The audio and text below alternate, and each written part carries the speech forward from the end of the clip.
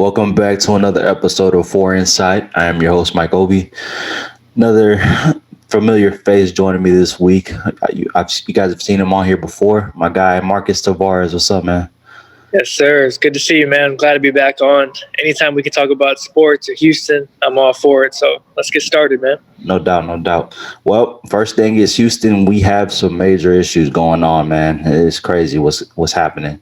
But we'll start off with the Rockets, man. The end of an era. Last week, we made a trade for James Harden to the Brooklyn Nets in exchange for four first round picks, four pick swaps. We got Victor Oladipo, a good young player who's shown some promise. And in exchange, we gave up basically our center stone and our all-star. But just talk about what you felt about the whole trade. Mixed emotions for sure, because James Harden is my favorite player in the league by far. But it was long overdue. I think it was a good trade for everybody involved, especially James being at this point in his career. He's pretty much done anything you can do when it comes to NBA basketball, being an MVP, getting all the accolades and everything, winning games. But that one thing he hasn't done is win a championship. And looking at the roster as a whole, he's just being honest. Like, they just weren't good enough to compete, especially against the Lakers and some of the teams in the West.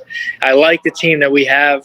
Christian Woods is a rising star in the league, but he's not there yet. He's not an Anthony Davis. He's not a Giannis. He's coming, but he's not there. John Wall, he's playing good so far, but I don't know. But just collectively as a group, I just knew it would be a competitive team. It just wouldn't be the team.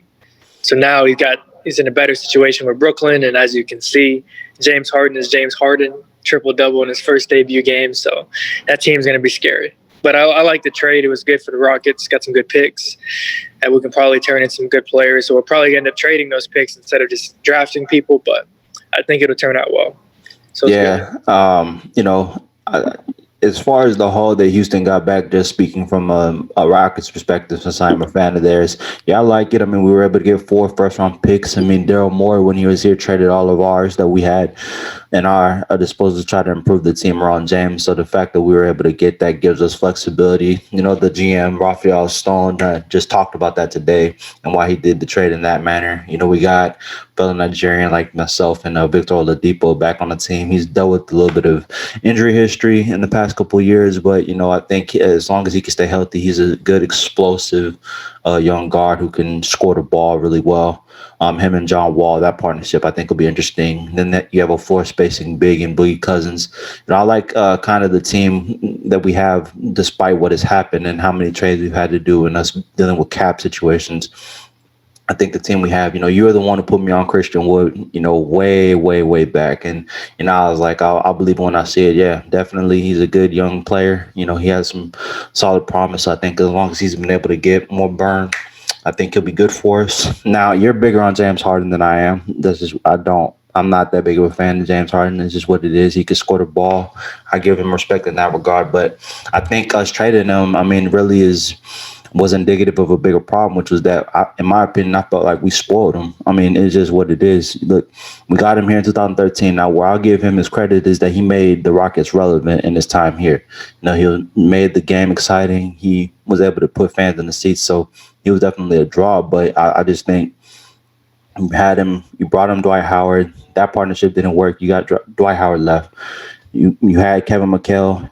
Kevin McHale held him accountable. Kevin McHale got fired.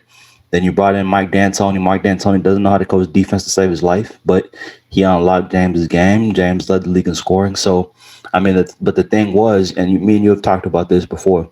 Before Mike D'Antoni, James had a much more versatile game. When Mike D'Antoni got here and they said, look, we're going to treat you like we did Steve Nash, only you're going to score the ball more.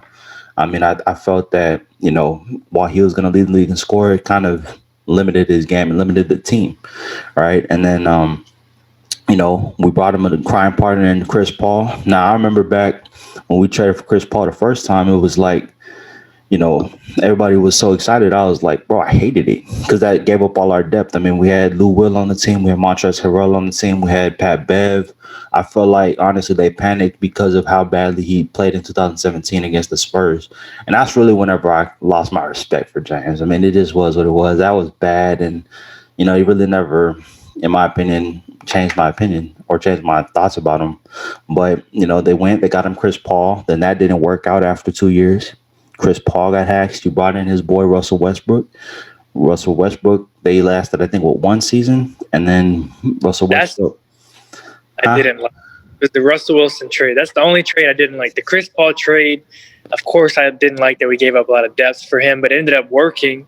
And you have to remember, Chris Paul didn't play for like 2 or 3 months, and James had to carry that team. He went, I forgot how many games it was, scoring 30 points, but I think James just got tired of having to do that, especially in the regular season, because if James doesn't play the way he does, if he's not the playmaker and scorer that he is, the Rockets aren't making it to the playoffs. The Rockets aren't going to do half of the things that they did, and I think he did help Houston be relevant the years that he was here, and he made us a contender just him playing the way he did, but I think he just got burned out because we were one game away from beating the Warriors and probably winning that championship. I do believe they beat Cleveland if they're healthy in that year, just because that same Golden State team gentlemen swept LeBron in the finals. So the fact that we took them to 7 games healthy, their team being healthy was pretty good. But the Russell Westbrook trade is the only one I agree that one should have never happened. The only thing with the Chris Paul trade, why I said I didn't like it, was because at that time, Chris Paul had been getting hurt at least, I think, for the past 3 years in a row. He had some type of hamstring or some injury-ending season. That's something. You know what I'm saying? And so he always had something. And then I knew once we traded for him, we were going to have to pay him because that was a contract year. So then I was going to put us in a bind with our salary cap. That was more so why I didn't like the trade. I love Chris Paul, the player. He's one of the best. I love him. Good game manager. He's, especially in crunch time, just every possession matters, and he gets the best at every possession. He just knows how to win. You saw it last year with OKC. That team had no business in the playoffs, but the Chris Paul being Chris Paul, you give him the slightest chance, he's going to close those games for you. So definitely I'd rather have him than Russ for sure. But yeah, I felt that the only thing that team from 2017 that won 55 games and had Lou Will and all them, I just thought that they needed one more ball handler. I thought like a guy like a Rajon Rondo or Tony Parker could have done well. I mean, they would have been much cheaper. That was one reason why I wasn't feeling the trade. But the fact of the matter is we made it. We had a good run, but then Chris Paul got hurt, and then the next year, they're having a little 30 threes. That game too, like the second half or fourth quarter, whatever it was, but that was ridiculous. Choke job, man. We still. Yeah, and only lost by single digits. So definitely, I mean, that team had a chance. But I remember saying it to a bunch of dudes at the gym. Even at that time, I was like, if we don't win it that year, that's our best chance. Because at that time, everybody was going to catch on to what we were going to do. Dan Tony doesn't know how to adjust to save his life. So, I mean, that's why I'm like, that's it. And then on top of that, I knew that we were going to have to trade. We're going to have to pay Chris Paul, which means we weren't going to bring back a lot of the guys. We didn't bring it back Trevor Ariza. That was big. We didn't bring back, I would say, those were 2 of our best wing defenders at that time. So I just thought that it would have probably made us better in the moment, that Chris Paul trade, but it would have capped us going forward. And sure enough, it did. Now, just looking ahead, though, so we talked about the Rockets. Definitely they've been able to wield out a competitive team. We'll see what they do the rest of the season. But now looking at the Nets and your guy, James Harden, and him pairing up with KD and Kyrie, how do you think that's going to work? I think James is going to be more of the point guard. I think D'Antoni and Nash are just going to let him handle the ball. I don't know how Kyrie's going to feel about that, but I think they're going to be like, Kyrie, you're going to be a scorer. Like, you're still going to get his touches and his shots. I think James is going to defer a little more to those two, especially KD, because KD just doesn't need the ball for much. He can just pull up and rise. But I think if I'm the Nets, I'm trading Kyrie. I'm trying to get pieces on the bench, or at least another defender or somebody else on the team, but I don't want Kyrie. I'm not messing up what they have, because it'd be deadly to see all 3 of them play together, but I just don't know how it's going to work. I think they'll be able to find out and figure it out, but Kyrie's on his own timetable right now and doing his own things, and basketball is not his priority right now. So yeah, he's still away from the team. I mean, again, I hope everything is going good with him, and that he's at least healthy. If it's something, we don't know what's going on, but I think that's the problem, right? The uncertainty. Yeah, but I still think he can handle it a little bit better and tell his coach, tell the front office staff and everything kind of what's going on, instead of just leaving him out in the open, not knowing what's going on.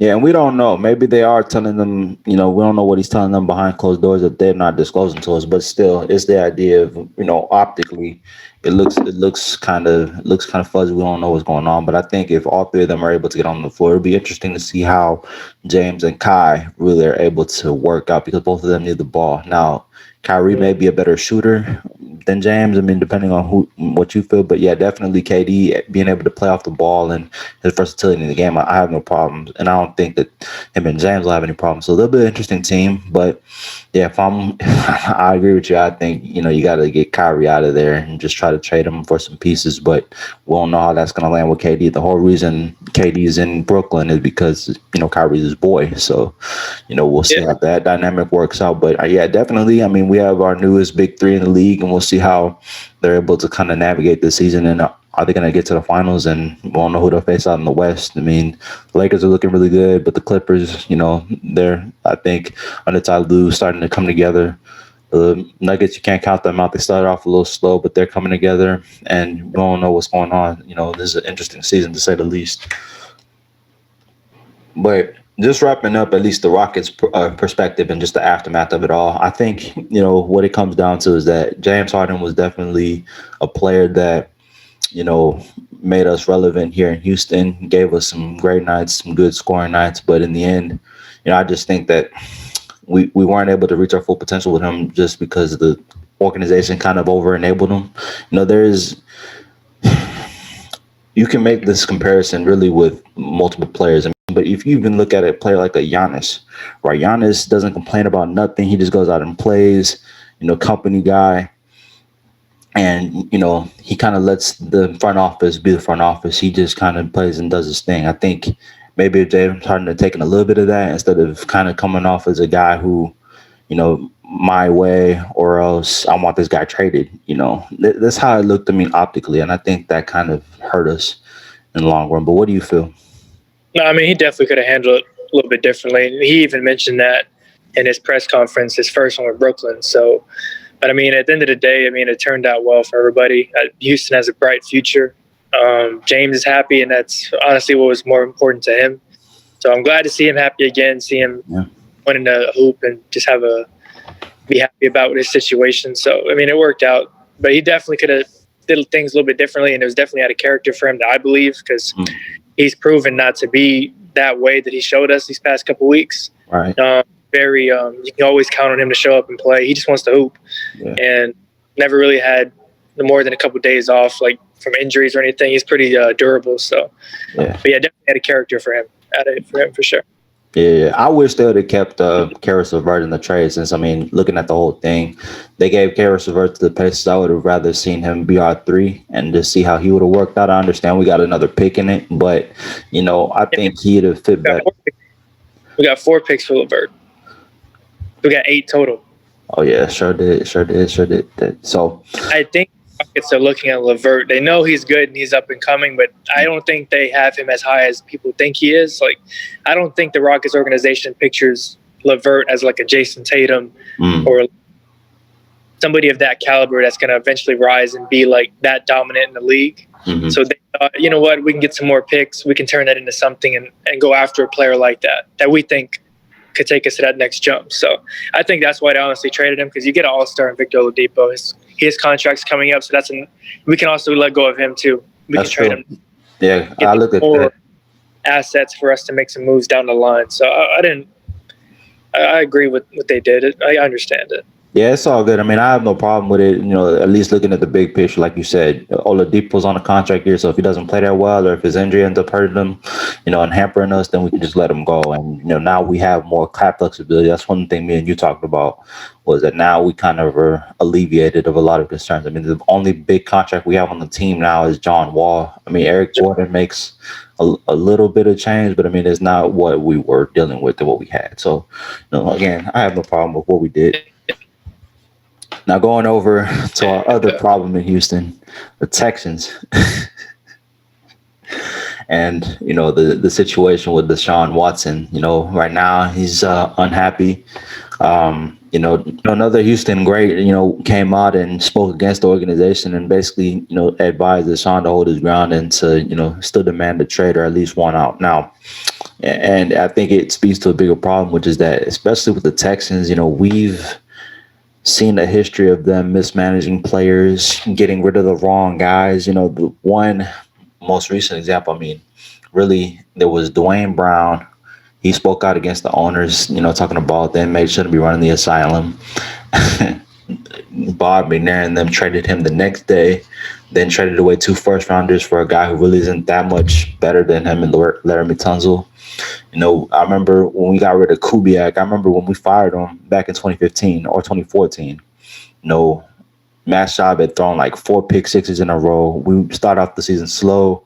We fired Kubiak. Kubiak goes to the Broncos, takes his whole staff with him. They win a Super Bowl. So it's little stuff like that where I'm just like, you see, this is just mismanagement of the organization. But just talk about what you think of the whole Deshaun Watson situation and the Texans as a whole right now.